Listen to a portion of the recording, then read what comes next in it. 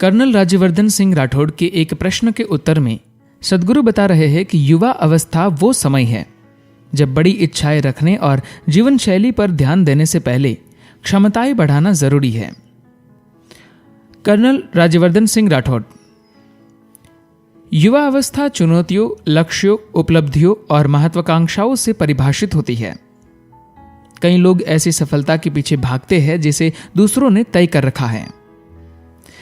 इस hyper connected व जानकारी से लबालब भरे युग में तनाव का भार जानकारियों को ओवरलोड की वजह से और बढ़ गया है। ऐसा तनाव हमारे युवाओं की खुशियां छीन रहा है। हम युवाओं में डिप्रेशन के बहुत ज्यादा मामले देख रहे हैं। ऐसे चुनौतीपूर्ण समय में युवा हमेशा खुश कैसे रह सकते हैं? मैं युवाओं और खुशियों के सच के बारे में जानना चाहता हूं।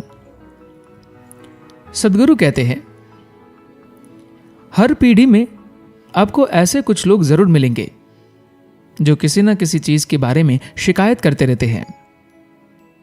साथ ही कई लोग ऐसे भी होते हैं जो अपने आसपास की स्थितियों का फायदा लेते हैं।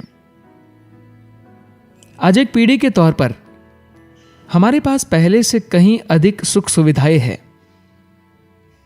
आज से हजारों साल पहले दुनिया की जो रफ्तार थी, आज वह रफ्तार बढ़ नहीं गई है। धरती आज भी उसी रफ्तार से घूम रही है, लेकिन हमें लगता है कि यह दूरियां सिमट गई है क्योंकि हमने तकनीकी तरक्की हासिल की है। जो लोग जानकारियों के ओवरलोड की बात करते हैं, उन्हें आज से 1000 साल पहले के जीवन के बारे में एक बार सोचकर देखना चाहिए।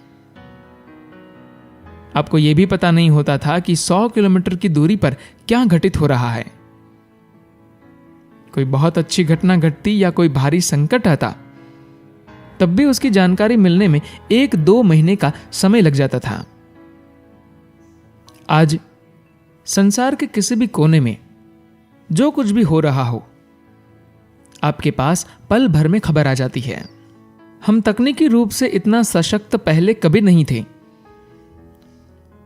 हमारी पीढ़ी के पास ये एक बहुत बड़ा वरदान है। अब लोग इस तकनीक के बारे में शिकायत कर रहे हैं जिसने उनके जीवन को इतना सरल और सुविधाजनक बना दिया है।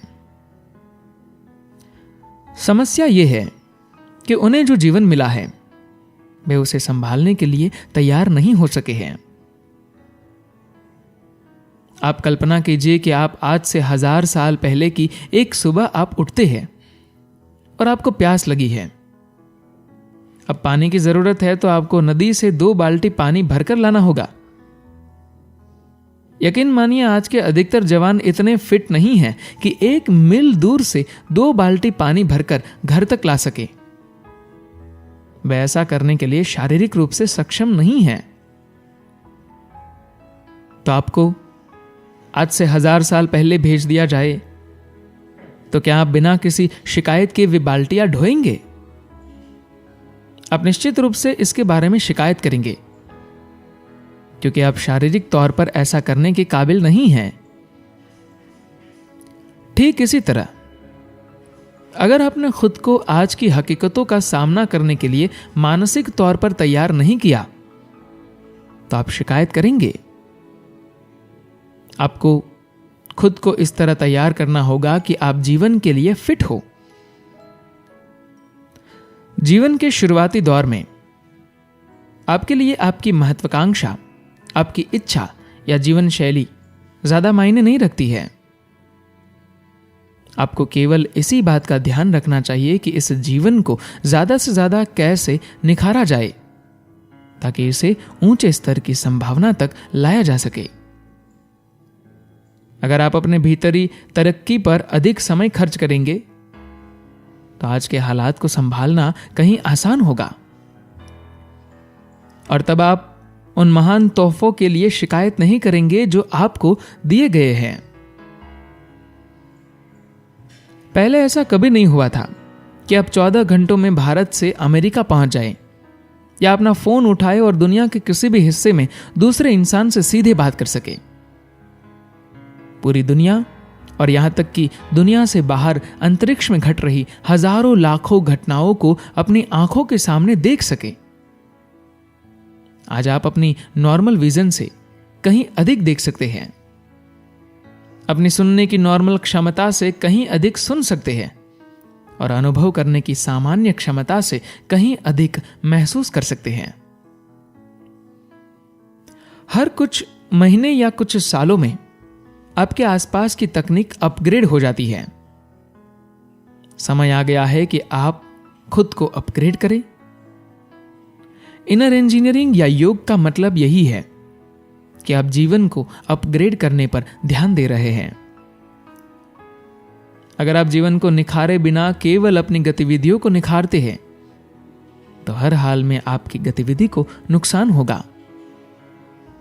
ये कुछ ऐसा ही होगा कि आप F1 ट्रैक पर एक जंग खाई पुरानी कार को दौड़ाने जा रहे हो, वो टूटकर बिखर जाएगी।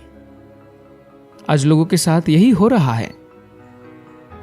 अपने बच्चों को नौकरी पर लगने के लायक बनाने की शिक्षा देने की बजाय हमें उन्हें सबसे पहले ऐसी शिक्षा देनी होगी कि वे खुद को निखार सके। इस युग में आत्म रूपांतरण के साधन सबसे अधिक महत्वपूर्ण माने जा सकते हैं, क्योंकि बाहरी परिस्थितियों को तो काफी हद तक मशीनें ही संभाल लेंगी। ये बहुत महत्व रखता है कि आप उन मशीनों से थोड़ी ज्यादा स्मार्ट हो जिनको आप संभालने वाले हैं। धन्यवाद।